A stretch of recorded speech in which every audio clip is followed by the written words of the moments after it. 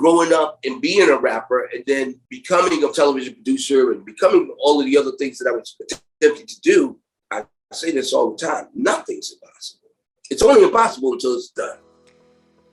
Y'all, this is Todd Foolery, and I'm excited to bring you the first of many interviews I'll be having with the creators of the 90s shows we grew up watching, and don't worry, this is going to be a really quick intro. I had the pleasure of talking with Alonzo Brown, the creator of Cousin Skeeter, and while, of course, we discuss how the show went from idea to paper to reality, this conversation offers so much more than that. Alonzo walked us through an overview of his career from hip-hop star to TV producer, how he got the first feature film he ever wrote made, then sends a positive message to aspiring black filmmakers and provides motivation and tips on how to get started. I've always been fascinated with how everyone has a unique story to how their career manifests as they follow their dream or passion, so I really hope you enjoy and find value in this conversation. I know I did, so thanks for watching, everyone. How's your day been going, man? Pretty good. You know, we winding down. You know what I mean? Everybody's winding down. I just came back from LA and Vegas. Oh, no way. Yeah, just working on some little stuff. You know, I do all kinds of stuff, but in the middle of, you know, Judge Mathis and doing some other stuff I'm developing. I'm writing a book, you know, just every day. That's dope. Yeah, I was looking into what you do, and it's just like music, film. Well, you know, I believe that if you're an artist, you have the ability to create in other ways. You just got to try. Being an artist is a tough thing because you open yourself up to criticism, you know? But, you know, I've been very fortunate to have people who've encouraged me to move in different areas too, you know? But I don't believe there's anything that you should not do because you do one thing, you know? I just don't believe that. Yeah, that's been my mentality as of recently. I recently left my corporate job that I've been working at, and because I've been into, my dad was a music producer before I was born, so he was always singing, always talking about music growing up, and then I started getting into film and writing, and so I've always had this affinity towards like music as well, and so it's just like, how do I combine music and then film and then writing and storytelling? And it's just like you're saying, they're all intertwined in a way. And being an artist, you find yourselves in different avenues of art. And I think that's really great you said that. Yeah, it's a different process. It's a different structure, you know, writing rhymes to writing a script, you know, it's all on a different template. You just have to learn that template. You have to learn the structure of writing, you know, it's a craft. You know, just like writing rhymes is a craft. And then the more you practice it, the better you get. That's what I believe. You know what I mean? Like if you were a tailor, the first suit you ever made probably sucks, you know? But if you go for 10 years making suits, you're probably a really good suit maker. Right. You're really a tailor, you know what I mean? So the practice is the key. You know, it's hard to step out of, especially music, because music, first of all, it's in us so much. You know what I mean? Like I always say, music's in my blood, and it's true. And it's easy to go into a recording studio and grab a mic and try it out. Right. You know? Writing is really tough. You got to sit there. And I mean, sit there and sit there and sit there. And you really never get, there's nobody around you going, yo, that was hot. You got to wait till it's done. Yeah. You got to throw it out there. Somebody says that sucks. Yep. And then you're like, oh shit. You know what I mean? A week doing this, and then now it sucks. A week, try a month. Right. You know, and you know, you just don't. Well, you kind of know what you got when you get better with it. You know what I mean? But the biggest problem is sitting down to write. The discipline of writing. It's a tough discipline. It's tough. That's why people don't write, because it requires discipline. That's all I can say, you know, but it's cool. Yeah. So I'm glad to be here, man. Yeah, absolutely. Well, let me dive right in with the first question. Okay. So coming from like Judge, because I saw it, just to point this out, I watched Judge Mathis growing up my entire life. It's really dope to see that you created that and Cousin Skeeter. But what led you into going into like kids television with Nickelodeon? Well, when I first started doing film and television, my main thing was to always make things that really represented who we are at our highest level. I didn't want to make anything that was derogatory. I didn't want to have success at the expense of our people, And at the time, my daughter was like, I would say she was about 10 years old, And what was on television, there was nothing that represented who she was. She's half black, half Puerto Rican, and the whole bit and everything. And at the time, music video was really big. You had Missy, you had all of these other kinds of music artists where, you had these great music videos and stuff like that. So, what the idea came to me when I was watching, I don't know if you remember this, but back in the day, Nike had this commercial called Little Penny.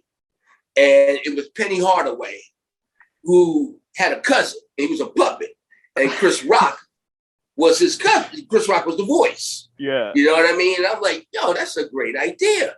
And so I was thinking that, what about a movie where the basketball player leaves? He's on, he goes to, he's on the road playing, and the puppet throws a party, and invites all the people over. And the way they were talking to the puppet, like he wasn't a puppet. And I thought it was genius. So I called Chris, and I said to Chris, yo, man, what about this idea? He was like, it's not going to work because I own the rights to the voice. Nike owns the rights to this. They own the rights to the puppet. I was like, dang, okay, cool. So I was just like, okay, well, I guess I got to make my own. And so I started thinking about what that would look like. And I started thinking that what I really wanted to make was a black Alf who came to live with the Cosby family, basically, But Alf would be really cool. So it was kind of a blessing in disguise because I got to start to create it from scratch. Yeah. And so that's when I really started moving, like bringing them into the world of hip hop and using phrases that were relevant. Yeah. And he had, the theme song, he had, he was dancing and doing his thing and everything. Yeah. And then I got Bill Bellamy to be the voice. And when I got Bill, then it really started, the idea came along. But the funny thing is, because I saw one of the questions that you had, like, how did you make it happen? A friend of mine was Brian Robbins. Brian Robbins is now big time, executive over at Paramount. Yeah. And at the time, he had Good Burger. He had Keenan and Kel. Yeah. Big Nickelodeon shows. Mm-hmm. And I knew this was a Nickelodeon show. So I knew that if I could convince Brian, then we got something. So I had lunch with him, breakfast with him at this place. And I remember this as clear as day. And I'm pitching this thing to him. And he's just looking at me like I'm crazy. And he's like, all right, come with me. So his car was right outside in front of the restaurant. He's getting in the car. So he dials up Albie Heck. Now, Albie Heck's the president of Nickelodeon. Yeah. And he goes, I got Alonzo Brown here. Tell him what you told me, Alonzo. And I pitched it to him, and then Brian chimed in and everything. And we literally pitched it right there over the phone to the president of Nickelodeon. And a week later, we got an order for 20 episodes. That is fire. Wow. Yeah, that was it. But keeping Skeeter sort of on rails, because Skeeter could go anywhere. You know what I mean? There was never a debate about his cultural significance or blackness or whatever. There was never any debates or fights about that. That's because it was a black show. You know what I mean? It was a black show. And so all we had to do was make sure that the subtleties were right. That's what's important. It's the subtlety. Can't just be black for being black. You know what I mean? It doesn't work like that. It's the difference between, okay, is he going to drive in I'm just paraphrasing here. Are you going to drive in a Cadillac or are you going to drive in a Mercedes? Right. Depending on you, right? For the most part, or what you do for a living. You know what I mean? Mm-hmm. Skeeter would get in the Mercedes. That's what I mean. You know what I mean? Because he's progressive. You know what I mean? 100%. So we picked out scenarios and ideas, and circumstances that we could throw him in, that he could be himself inside the world that exists out here. It's almost like Lucy, Lucille Ball. Lucy always wanted to be a star. And Skeeter always wanted to be a star. He always wanted to get on. That was his whole thing. And it was nothing that he wouldn't do or couldn't do to do that. He always had a plan, a scheme that didn't work out, and then he had to fix it, and then we learned a lesson. You know what I mean? Yeah. Which is essential for kids, Yeah. Wow. Yeah. No, that's awesome. Yeah, because I was curious, just like because the thing that I like is race is never mentioned on the show, and I think that is like it's so different than it is now, because now they go out of their way to mention race and talk about it, but then it's like I would watch it and I saw that they looked like me, but it wasn't made a big deal. It wasn't. They were just living their lives. They didn't have to go through these tribulations as being black. It wasn't like it was almost like a stamp on their forehead. It was just they were just living their life. It's interesting you say that, because I've never until you just said that, I never even thought about it. That was never even a conversation in the room. It was just make sure he's black. You know what I mean? Like, okay, but he was already, we had Bill Bellamy, you know what I mean? We had other people who were just happy to see this black puppet who was just being himself. Yeah. You know what I mean? And maybe it was because it was a kid's show. I don't see, I think we pushed it a little bit. I think it was okay, in terms of Skeeter and his attitude. Mm-hmm. Yes. You know what I mean? Yes. That's the thing, his personality. He didn't have to, pick up a cause or anything like that, because he was the only one. So let's go. Let's just have fun. Let's stick him in situations that that people already know, but haven't seen from his perspective. Right. Hasn't seen from the show's perspective. The music is different. The characters are different. Skeeter's definitely different. The ideas of what they want to do are common. Mm-hmm. They're common. But it's his perspective going in that makes it different. And his perspective is black. So that makes it black. Yeah. That's all we had to do, It was filmed on location in New York, yes? No. We filmed in LA. Oh, you filmed in LA. Oh, I didn't know that. Mm-hmm. Mm-hmm. So like was it on a full set, or like the exteriors? Did that film in New York? Or everything was a little bit, but it was right downtown LA. So we would take him like some of the scenes where they're running or whatever, we just shoot outside. Yeah. I mean, I don't know. Damn, I'm thinking about how long that was. No cops were down there. Mm-mm. You know what I mean? So it really was New York City. You know what I mean? Yeah. Oh, that's dope. Oh, I like that. You kind of touched on this a little bit, but I'm assuming now, just talking to you, just like when I was doing some research, I found this short documentary, and I didn't realize you had a hip hop group in the 80s. And I was just like, that got me super hyped. I was just like, and then I looked at Skeeter and I was like, everything makes so much sense now. Like, it was just like, he had that flow and he had that swag, and you can't have that if you don't already have that. And it was just like, so like, how did that influence the character? Like, where did that, like, was that enjoyable, kind of like putting that through this character? Yeah. Bringing my experience as a rapper into it certainly was a big deal. You know what I mean? It was a big deal. And it for me, it was just comfortable creating him, because some of those things Skeeter was trying to do, I tried to do. You know what I mean? Maybe on a bigger level, but like, I can recall the time when the late Andre Harrell, God bless his soul, my rap partner. Mm-hmm. We had a group, Dr. Jeckyll Mr. Hyde, and we were tired of our label, and we wanted to get on a big label.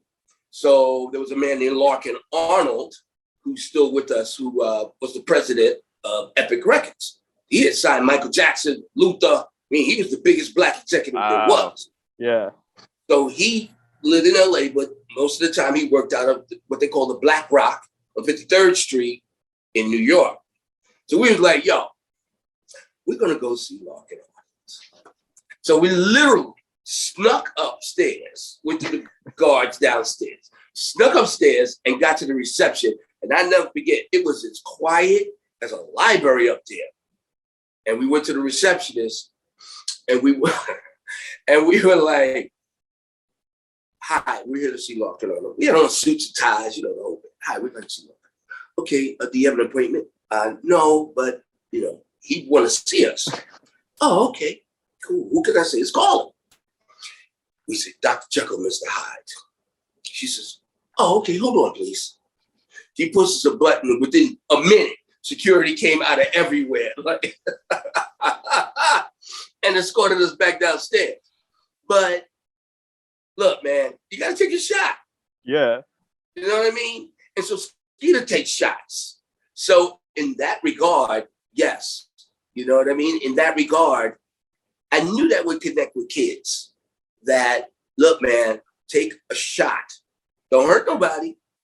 But certainly, if you want something, nothing's impossible. Nothing.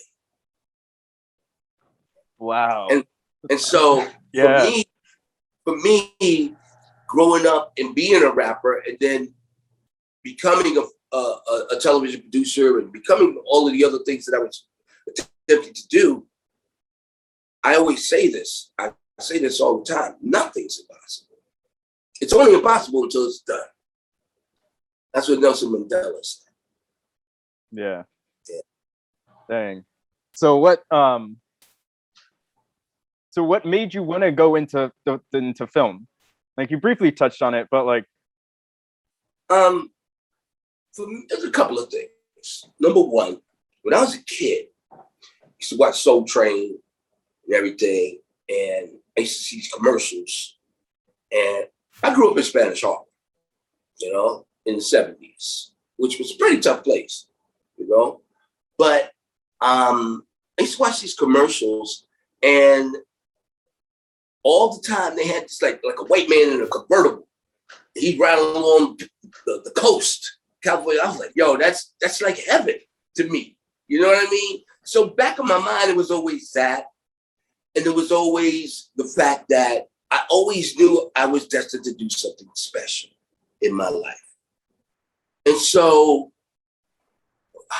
the short story long is I was in the music business. I was out in LA. I was director of A&R for A&M Records. And my friend Barry Michael Cooper had just wrote New Jack City a year ago. So New Jack was out. It was just exploding, And you had Fresh Prince, and you had a lot of other people out there. So hip hop was going to Hollywood. It was just, they were just touching it just then, you know what I mean? But I knew that it was going to go. Because now all of a sudden you had Keenan, with Living Color and stuff like that. Yeah. So Barry calls me and he's like, look, I got a new script after that, and I want you to take a look at it, because I was over there with A&M at a film company. A&M Film, they did The Mighty Quinn and a couple of other joints. Very independent, small movie studio, but still, they were successful. So I got it. I showed it to Dale Pollock, who was a friend of mine, who's the president. He flew Barry out, and all of a sudden, we optioned Barry Michael Cooper's next movie. So Andre heard about it, and at the time, I was still working with Andre at Uptown, Uptown Records, and we, even though I was at A&M, I was, we'd see each other almost every night, but I just happened to be out in LA. So, Uptown was so successful, it was ridiculous. Like at one point, we had 9 records on the air in New York at the same time. That's just unheard of. Albie Shore, Heavy D, Jodeci, just a bunch of things, And so Andre calls me because he had just completed a deal with Universal in his new restructuring deal for a $50 million film and television all-encompassing deal at Universal, which owned MCA, which owned Uptown. Yeah. So I'm just chilling in my hotel room and the phone rings and it's Andre. He's like, yo, I just finished this deal. You the new head of film and television. And hangs up. I'm like, oh, okay. He said, call the human resources lady. Oh. So, it literally get thrown into fire sometimes. You know what I mean? Yeah. You know, they always say luck is when, opportunity meets preparation. You know what I mean? And a lot of times we fail because there's the opportunity, but we're not prepared at all, you know? And looking back on it, one of the things that RJ told me, because as soon as he got to LA and they had the big announcement and everything, a lawyer took him out to lunch, the lawyer that he was going to hire. And she said, okay, she pulled out a list. And it was like 10 people on the list. These are all the executives she wanted RJ to interview for the job. And he was like, I already got somebody. She said, who? Alonzo Brown. Well, who's he? Oh, that's my man. Fire him. Because it's not going to work. And he explained it in the simplest of terms. He said, listen, Alonzo is me out here, and I am him. We understand each other. He'll get to town. You know? And so when I heard about that, it just lit the fire under me. I was like, okay, now you want to play like that? I just went bananas. And I opened up a restaurant. I found a restaurant in Beverly Hills. I wasn't doing no business. Me and my boy, we opened a restaurant, do a party. The first night, we had everybody there. Dr. Dre, all the way on the Vanity Fair came to cover it, everything. And I was like, boom, I'm putting my flag down right now. And in 2 years, we had New York Undercover on here. In 2 years, we had a television show. You know, one of the most successful 1-hour dramas in the history of television. And the impact of that show still resonates till today. Yeah. So it wasn't so much what made me do it. It was, okay, here's the opportunity to do it. So do it. So do it. But I certainly was starting to move into the realm of film and television, into the realm of writing, you know? So writing is the key, as far as I'm concerned. Writing is the key. You can be a producer all you want. It was tough because I hadn't written before. And before I started writing, I was just a producer. So I had to chase the writers, you know? Once you start writing, you own. You own. You're the talent now. Yeah. And that's the key. That's the key. That's fire. Yeah. Dang. That was amazing. I'm just sitting here thinking about that. Yeah. That's incredible. Yeah. Yeah. But that's what you hear is it's like it's like these opportunities just kind of show up. Like you're never really, you can do all the planning for anything you want, but typically when it happens, it just happens. And so that's you just go for it. It could be at a dinner. It could be at a, it could be you get into a car accident and the person that you know what I mean? It could be anything. You know what I mean? Nothing is impossible. That's what I know. You just got to stay clean, keep yourself clean, don't go to jail, and work. You just got to work. You know, you got to do your research. You know, a lot of times what people do is they're just like, oh, I got this idea. And, okay, now what? I'm approached 100 times a year, 200 times a year. I got this idea. Well, guess what? I got my own ideas. Right. You know, like it's always like that. You know, I wrote a movie. I wrote Honey. Honey, yeah. Jessica Alba's movie. When I first had the idea of it, I went to all my friends who were big writers, Jason's Lyric, Menace to Society. I mean, Love Jones. I knew all the writers, and I pitched them the idea. They were like, yeah, all right, whatever. Because they got their own ideas. So what do you have to do? You gotta sit down and write it yourself. Yeah. You do. And so when you start to do that, then people take notice. Then you got something to show something. And then I got my co-writer on board, and we wrote the movie. The first movie I ever wrote, I got it made. That's dope. Wow. And so what it tells me, two things. Number one, my instincts are right about what I want to do. And two, you want to get something done, do it yourself. There's a big billboard over here where I live in Atlanta, and it says, if the Egyptians built the pyramids in 20 years, you could shoot a short film with an iPhone. I thought that was amazing. So true. Yeah. It's so true. You know? Mm-hmm.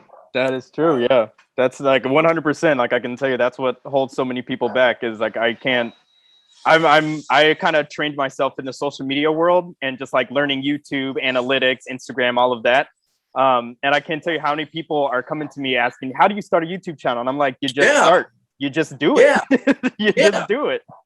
Yeah, I tell my kids that all the time. I mean, you know, they're in their 20s and everything. And I'm just like, look, if you're on TikTok and all this Google and all this stuff, how come you haven't made anything? Yeah. Why? You should be making the Black Google. You should be making Boogle. Where's Boogle? Why are you spending so much time on this thing and you haven't figured out how to develop something that allows you to profit from it? Mm-hmm. I don't get it, you know?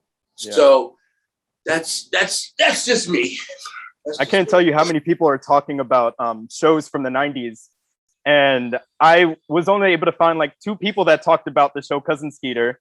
Barely anyone. Like I find a couple more people talking about Kenan and Kel, but it's just like there's so many Black shows that existed in the 90s that nobody's talking about because I didn't realize I didn't even realize the lack of representation on YouTube itself. Like I started going out and I was like, I'm going to find Black creatives because I want to work with Black creatives. And this is the time to do it right now. And I had to dive deep and really find Black YouTubers on YouTube. And it's difficult, even on Instagram. And it's just like, we got to do it.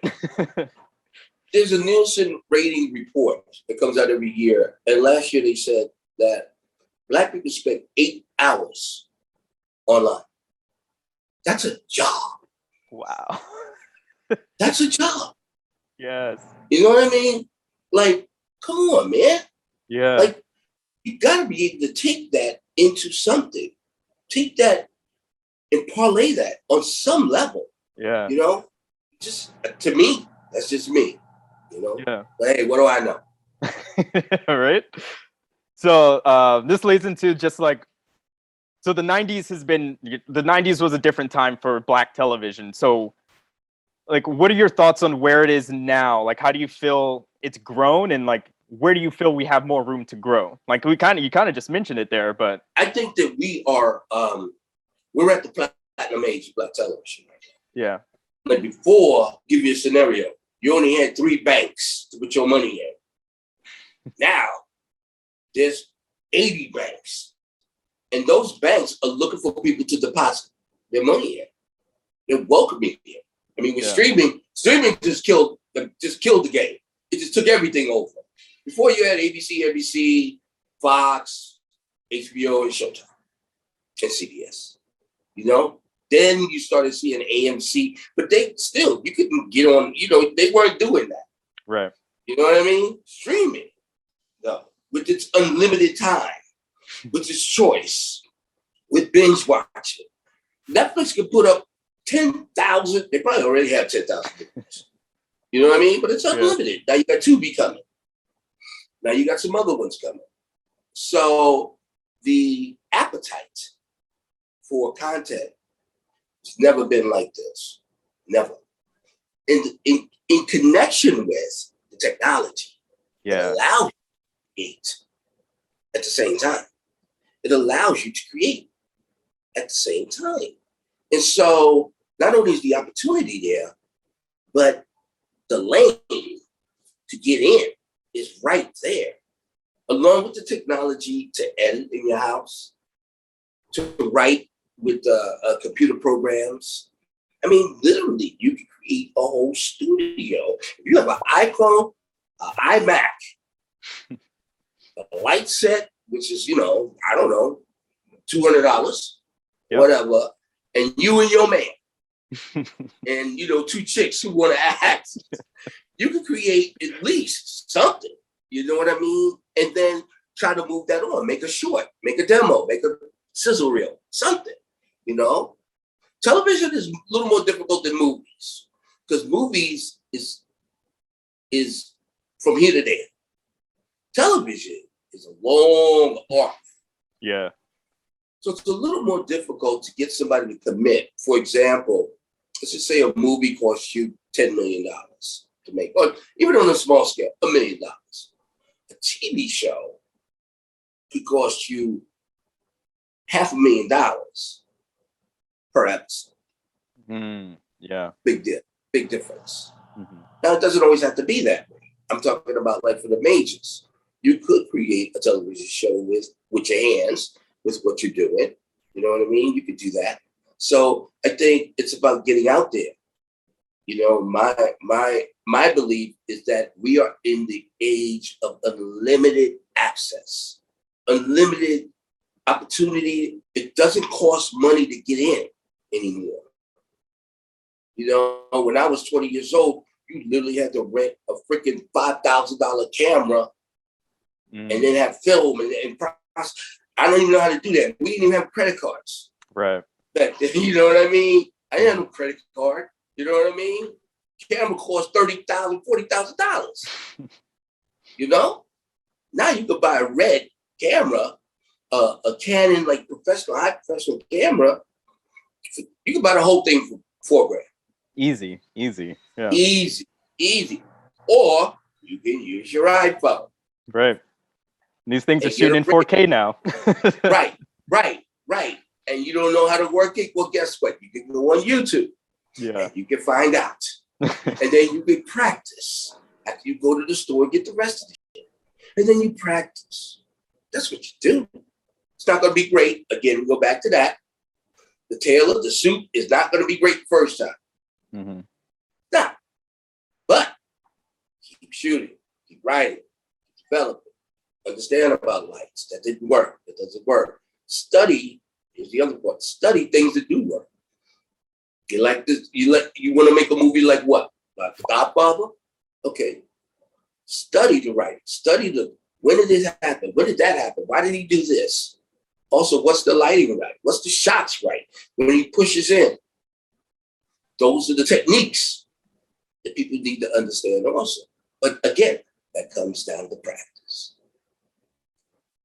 So I think we're here. I don't think we have to go any further. I think we're here. I think it's only going to be more opportunities for us. Yeah. That's it. I think there's going to be more opportunities. Really do. And the time to which you say, I think it's believing that it's possible too. Because even when I was in film school, everything I just heard you say, I feel it resonated with me more than the 4 years I spent in film school because they can save some money. Right, exactly. And there was a total, I want to say about five Black people in the entire class of maybe 100, 150 people. Right. And there's such a unique voice we have a story to tell. We all have stories to tell. We have such a unique voice and a means to do it. And we just have to believe that it's possible for us, that we can do it. Right. Anything that we as Black people have ever created or done or whatever, it's always been done because we decide to do it. Right. Really. When you really think about it. That is real. That is real. When you really think about it, you know? That is real. Like I think about LeBron James, God bless this man. When he decided that he wasn't going to use agents, he's going to use his boys. He was going to get a max deal anyway. So there was no negotiation. Oh my God. It was like the sky had fallen because he's disrupting something. Yeah. You know what I mean? He was just like, you know what? I'm going to give it to my boys. They're going to get the check. And look at what they're building. Look at what they've built. Yeah. Nobody gave them the roadmap. There was no roadmap. When we were in the music business, there was no roadmap. Yeah. None of us. It was like 10 people. Nobody worked on a record label. We just had an idea. No roadmap. And that's okay. That's fine. Might be better. Right. Might be better, you know? Because sometimes the old ways ain't always the way for you. It may be the right way for somebody else, but it may not be right for you because the parameters of the old ways don't fit into what you're trying to do, or you don't fit into the parameters. Right, yeah. You know? So take a shot. Take a shot. That's how I say it. Take a shot, you know? But don't rely on somebody else. to do what you have to do. You have to do the work. Amen. 100%. Yes. Wow. Yeah. Well, last thing is just looking back. I kind of got your idea on this, but looking back, are you satisfied with the show's run? No, it could have been bigger. I could be a lot richer. That's for sure. I think that yeah, I was satisfied when it I guess when it ended or whatever. That was a choice for Nickelodeon. I'm trying to get it back up, but Bill and I have some other ideas that we're trying to do. We're going to move Skeeter. Really? Yeah, we might move. I don't know if it's going to be Skeeter, but we definitely doing something here in Atlanta. Yeah. You know, because the times have changed and the music obviously has changed. But Skeeter's, you know, he's moved on too. You know what I mean? He's still doing his thing. He's doing his thing. He owns a sneaker store now, like in Lenox Mall or something. You know what I mean? So I'm very happy that people like yourself recognize that it affected kids and they loved it and gave them an example of a Black family that had love for each other. And people wanted to help each other. And even though you were quote unquote an outsider, you the cousin, you know, loved him. And he loved them. And to me, that's the thing I'm most proud about. Yeah. I'm most proud about the example that Skeeter said, that it's okay to be this hip hop kid, but you're human at the same time. Family is human. You know, just a little quick sidebar. You know, one of the things that we fought for and made sure that we did in New York Undercover was that you had, you know, before when you saw a urban drama, Black guy was either the cop, the bad guy, and you never got anything past that, you know? We wanted to make sure that people saw him as human.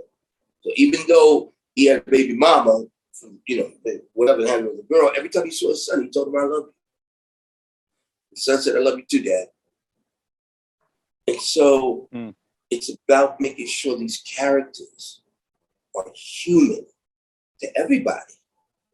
So it's okay to love, feel pain, to express your desires. It's okay for Skeeter to try something. He always trying something. To get in trouble, but then you know what? He learns his lesson. It's okay, but he does it in his own way. And by doing it in his own way, it tells these kids out here, you can do it in your own way. You don't have to go that way. You go this way. You go your own way. And so that I'm the most proud of. Yeah, and I felt that came through to me, for me.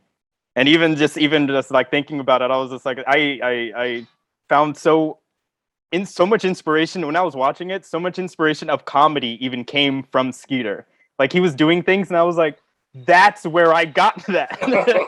Just things about my personality and things about how I write, and it's just it blew my mind because I was like not sure how rewatching the show was gonna go because I was like, I know it's a kid's show, yeah. But I was rewatching and I was like, that's me. Right. Like, right. And 100% doing it my own way. That has been the one thing that I have taken throughout my life is doing it my way. And now hearing you say that and like seeing that, it's like that was a message that kind of unconsciously got planted in my head. And so that's powerful. That's amazing. Yeah, you did it your way, and it's okay. You know what I mean? And like I said, it's okay if you don't make it. Right. There's a lesson in that too. Yeah. You know? So that's the thing I'm most proud of. Yeah. That's awesome. Thank you so much for this. This has been great, Alonzo. Yeah. This has been a powerful conversation. This is great. Thank you. Thank you very much. And I appreciate you keeping my man Skeeter up to date. I appreciate that so much, man. And thank you. I got you. Yeah. Well, you take care. Okay, you too. Well, is there anything else you wanted to add? Like any questions I didn't ask? I forgot to ask you that. You know what? If I do, I'll hit you back and we'll do it again. Sounds good. All right. Okay. Have a All good right. one, my man. Bye-bye. All right, thank you so much for watching, everybody. I really hope you enjoyed this conversation with Alonzo Brown, and drop any thoughts you have in the comment section below. Now, my next interview is with Fracaswell Hyman, who worked on shows like Gullah Gullah Island, Taina, Little Bill, and Ghost Rider, while also being the creator of Disney's The Famous Jet Jackson, so I'm really excited to share that one alongside my retrospective on Jet Jackson as well. Of course, still have retrospectives coming soon for My Brother and Me, Taina, The Brothers Garcia, So Weird, and just so much more. But in the meantime, go ahead and stick around, you know, click some buttons and check out the rest of my videos here. Go ahead and follow me on social. Then don't forget to hit that thumbs up. It really helps me out. And subscribe with the side notification bell. Until next time, shine on, you crazy diamonds.